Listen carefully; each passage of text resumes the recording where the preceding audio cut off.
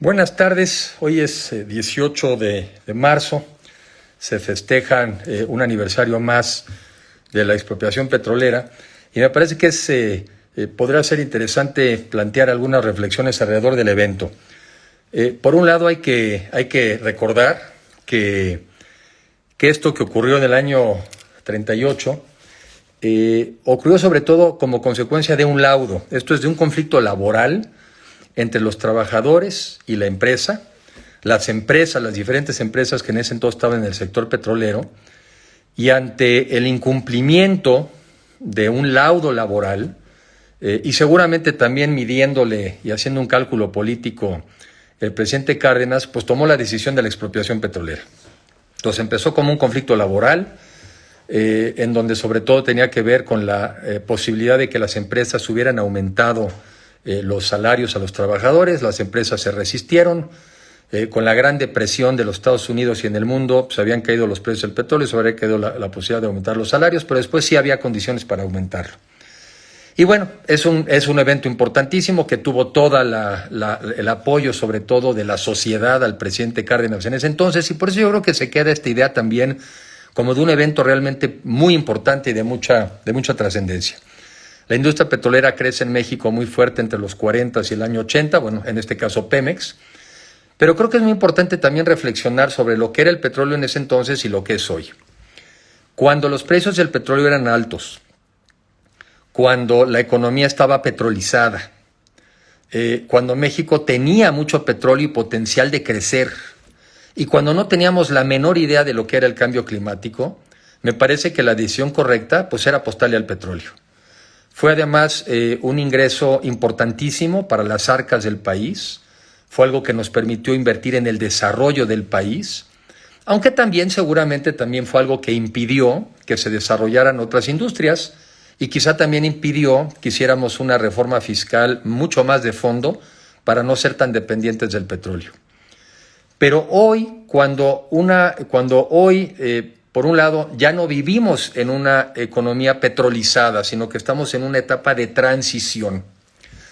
Cuando México ya no tiene tanto petróleo como lo tuvo en el pasado, y sobre todo porque ya el potencial de sacar más petróleo ya no es el petróleo barato que tuvimos durante muchos años, ya no es el petróleo fácil de extraer. Ahora tendríamos que ir a extraer un petróleo de aguas profundas mucho más caro, que nos costaría más dinero. Pero cuando hoy además sabemos de los enormes costos de las energías, más bien del cambio climático, y cuando ya sabemos del avance de las energías renovables, lo que fue una muy buena idea en el pasado no es una buena idea el día de hoy. Me parece que la energía es para una economía como la sangre lo es para un cuerpo, que se necesita energía para producir, para crecer, que se necesita sobre todo es un mundo cada vez más urbano y un mundo cada vez más eléctrico, y que entonces de lo que se trata es cómo producimos energía suficiente, accesible en precio y sobre todo limpia. Y en ese sentido, el mejor camino son las energías renovables, en las cuales, por cierto, México es también muy rico.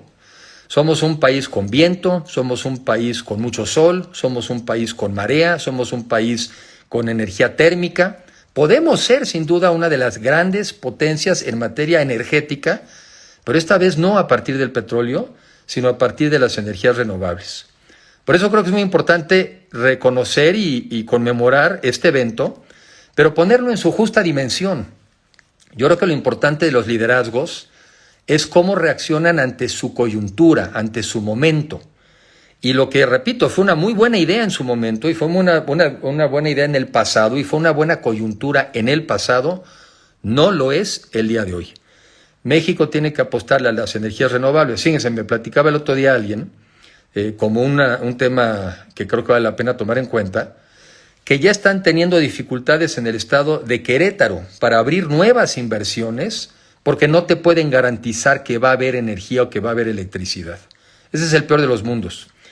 Y hoy en día pues están manejando propuestas que más bien van en el sentido contrario, van en el sentido de producir energías caras a partir de las energías fósiles y sobre todo contaminantes. Pero bueno, la reflexión que yo quería sobre todo dejar y comentar, pues este tema de que lo que fue una buena idea en el pasado, me parece que no es una buena idea el día de hoy. Y por eso creo que es importante entender en cada caso cuáles fueron las condiciones del momento histórico, que en su momento lo justificaron, pero el momento histórico de los mexicanos del día de hoy es muy diferente.